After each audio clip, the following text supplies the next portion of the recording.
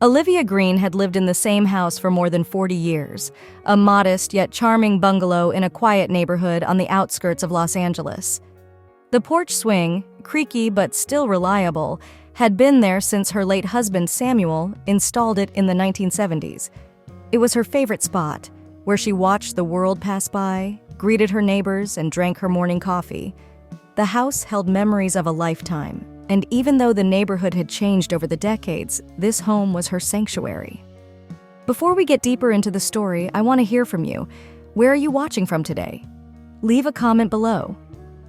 On this particular summer afternoon, the air was thick with heat, and Olivia, now in her late 70s, sat on her porch, fanning herself with a woven palm fan. Her hair, a crown of silver curls, framed her face, and her deep brown eyes glimmered with wisdom earned through years of surviving life's many storms. She had seen so much: joy, pain, love, loss, and through it all, she held her head high, carrying herself with quiet dignity. But that peaceful afternoon was about to be shattered. 2 police cruisers pulled up to the curb, catching Olivia's attention. She straightened in her chair, her instincts sharpening. 2 officers stepped out, adjusting their belts, their body language exuding an air of authority. They approached Olivia's porch, their eyes scanning her up and down. "Ma'am," one of the officers, a young man with close-cropped blonde hair and a sharp jawline, addressed her. His badge read *Noah Peterson*. The other officer, taller and bulkier, stood a few steps behind, silent but intimidating. "We got a report of suspicious activity in the area. Do you live here?" Olivia's eyes narrowed slightly, but she kept her voice calm. "I've lived here for more than 40 years. Why do you ask?" "Suspicious activity was reported," Noah repeated, his tone flat, as if he hadn't heard her. "We need to see some ID." Olivia blinked in disbelief. She wasn't used to being questioned like this, certainly not on her own property. Her heartbeat quickened, and she felt a twinge of indignation rising in her chest.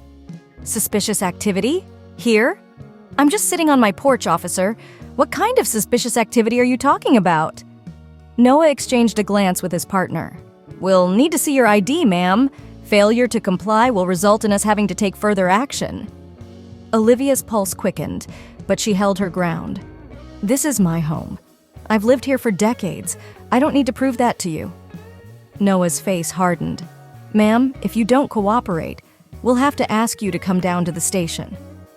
The second officer, still standing behind Noah, began to move toward the steps of the porch.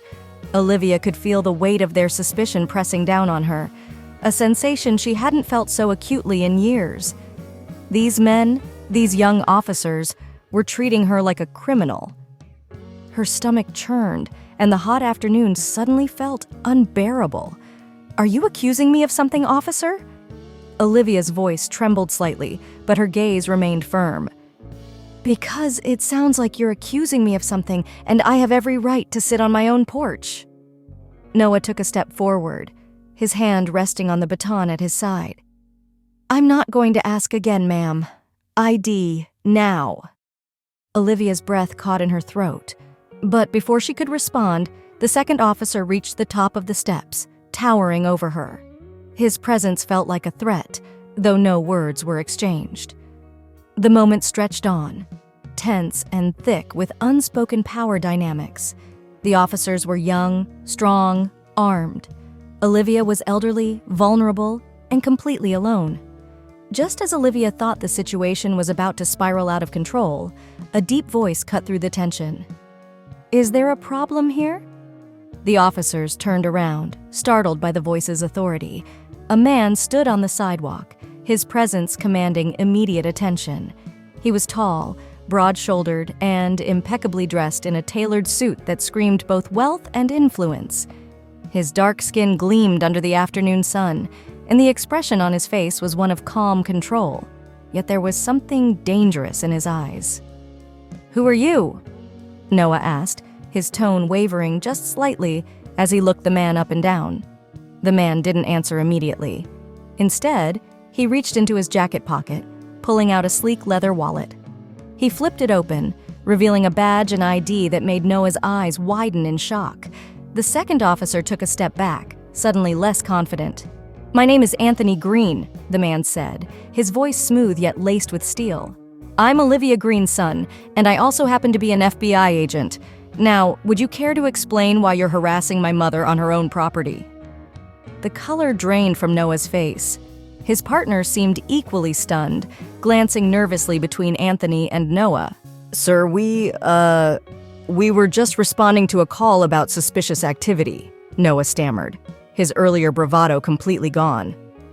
Anthony's eyes narrowed, and his expression darkened. "Suspicious activity?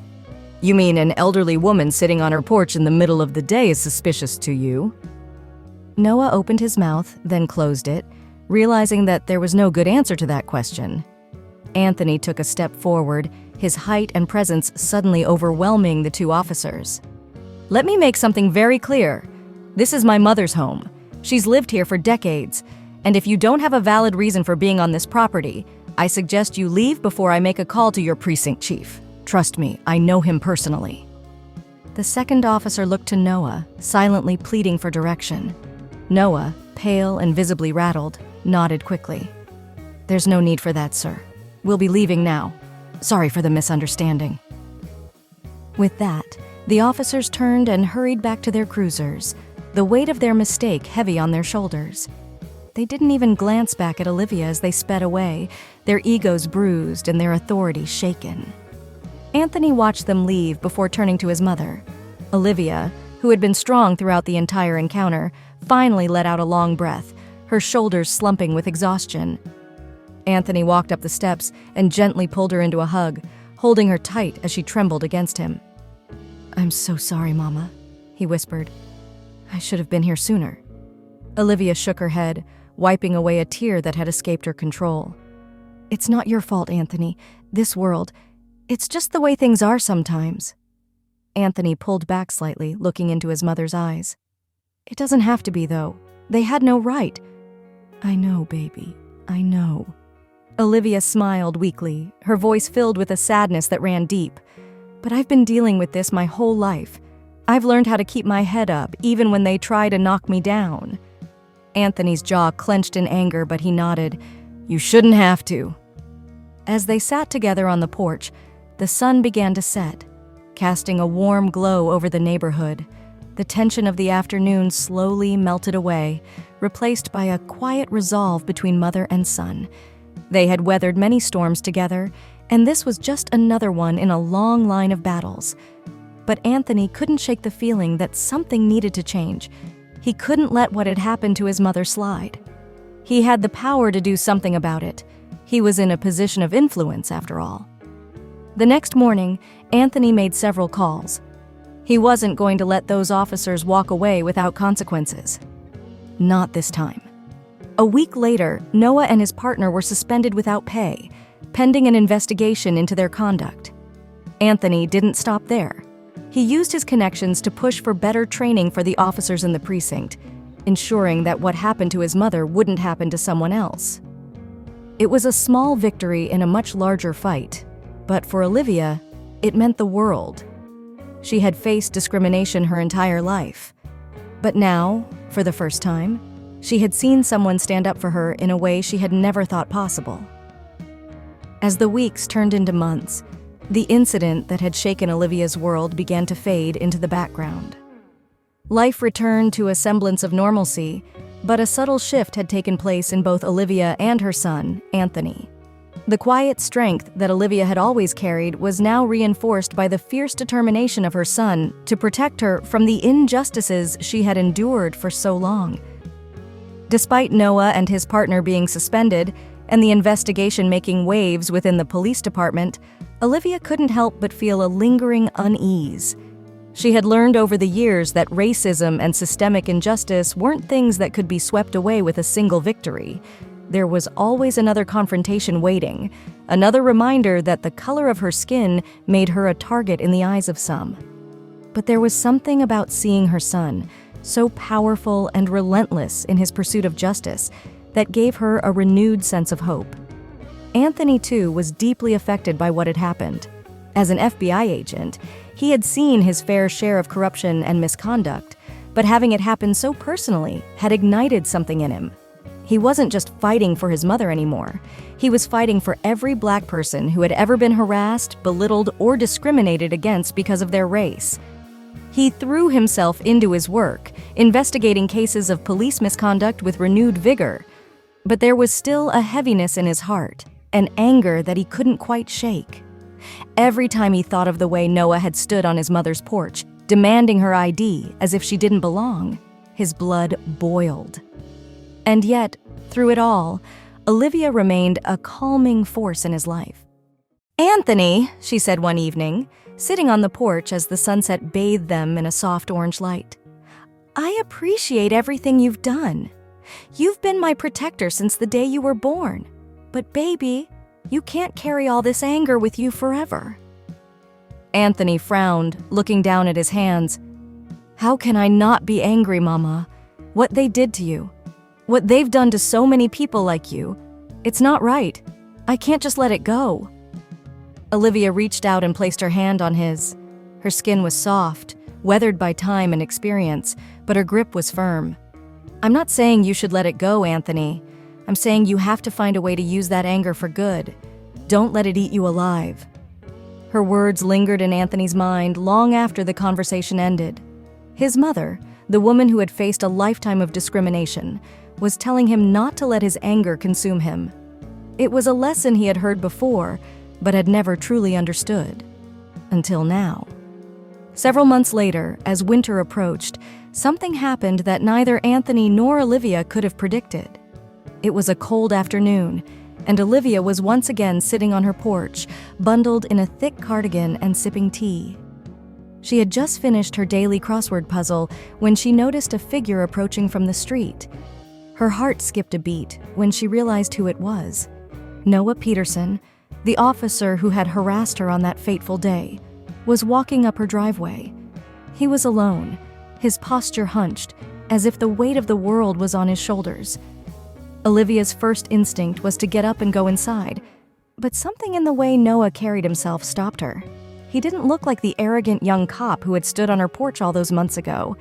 He looked broken. As Noah reached the foot of the steps, he hesitated, his eyes downcast. "Mrs. Green," he said softly, his voice barely audible. "I don't know if you'll want to hear this, but I needed to come here. I needed to say, I'm sorry." Olivia's eyes widened in surprise. Of all the things she had expected, an apology wasn't one of them. Noah continued, his voice trembling slightly. "What I did that day, I was wrong. I was out of line, and I know that now. After the suspension, I had a lot of time to think about my actions, about the way I treated you, and I can't live with myself until I make it right." Olivia studied him for a moment, her expression unreadable. She had always been a good judge of character, and something in Noah's demeanor told her that his apology was genuine, but forgiveness wasn't something she could offer lightly, not after what had happened. "I don't know what you expect me to say," Olivia finally replied, her voice measured. "You treated me like I didn't belong in my own home. You made me feel small, like I wasn't worthy of respect. That's not something I can just forget." Noah nodded, his eyes filled with shame. "I know, and I don't expect you to forgive me. I just wanted you to know that I'm trying to change. After what happened, I left the force. I couldn't be part of that system anymore." Olivia raised an eyebrow. "You left the police?" "Yeah," Noah said, sighing. "I realized I wasn't cut out for it. Not if I was going to keep making mistakes like that. I've started working with a community outreach program instead, trying to make a difference in a different way." For the first time, Olivia saw a glimpse of the man Noah could be. Not the cocky officer who had stood on her porch, but someone who was truly trying to atone for his mistakes. It was a small step, but it was something. She let out a long breath and leaned back in her chair. "I can't say I forgive you, Officer Peterson, but I can appreciate that you're trying to make things right. That's more than a lot of people do." Noah nodded, his shoulders relaxing slightly. "Thank you, Mrs. Green. That means more than you know." As Noah turned to leave, Olivia watched him go, her mind swirling with thoughts. People could change, she realized. It didn't happen often, and it didn't erase the harm that had been done, but it was possible. That evening, when Anthony came by to visit, Olivia told him about Noah's visit. Anthony's initial reaction was disbelief, followed by anger. He had the nerve to come here after everything he did. Olivia placed a hand on her son's arm, calming him. People can change, Anthony. He's trying to do better. That doesn't excuse what happened, but it's a start. Anthony's brow furrowed as he processed his mother's words. He had always been so focused on justice, on holding people accountable, that he hadn't considered the possibility of redemption. But if his mother, the woman who had been wronged, could see potential in Noah's attempt to change, maybe he needed to reconsider his own approach. Over the next few months, Anthony found himself thinking more and more about the idea of forgiveness and change. He began to focus not just on punishment, but on rehabilitation, on giving people the opportunity to learn from their mistakes and become better. And as for Olivia, she continued to sit on her porch, watching the world go by. But now, when she looked out at her neighborhood, she didn't see just the pain and struggle. She saw hope. Hope that people could change, that the world could become a better place, even if it was just one small step at a time.